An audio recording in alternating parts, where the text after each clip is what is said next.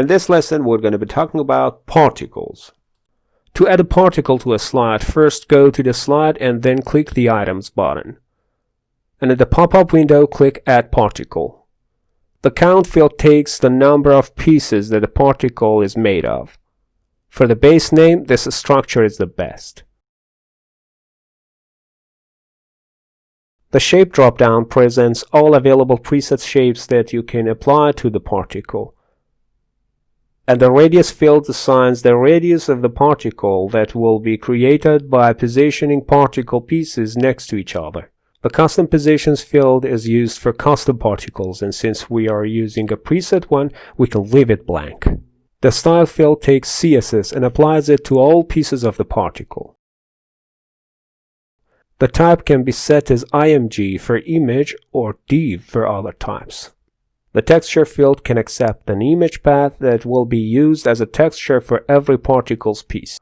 The Class field takes CSS classes, and for this type of particle, we use the LM class. The Center field is where we can create keyframes for the central point of the particle. It means that the keyframes we create here will assign the movements of the particle. The Duration and Delay fields in each row are in milliseconds.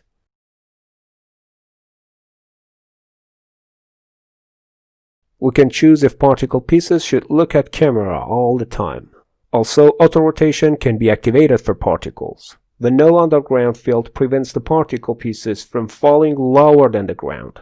And the values we give to the next three auto-rotation fields describe the auto-rotation speed of particle in direction X, Y, and Z. Also, you can create keyframes for rotating the particles, or just clicking the Update button to generate a no rotation string. And at the end, checking the status toggle will make the particle available. Let's have a preview now.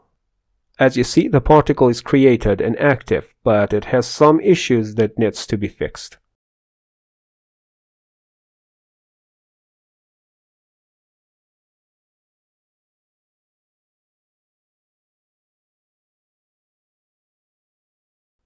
Let's see how we can edit the particle to fix the problem. To edit a particle, go to its slide, click the Items button, and then hit the Edit button beside the particle. In this case, we just need to apply a simple transition map to the particle. Actually, we don't need any transition for this particle, so give the default type and then 3 zeros for other fields. By saving this form, the particle will be updated by our changes. And if we take a look at the preview now, we will see the particle changed according to our modifications.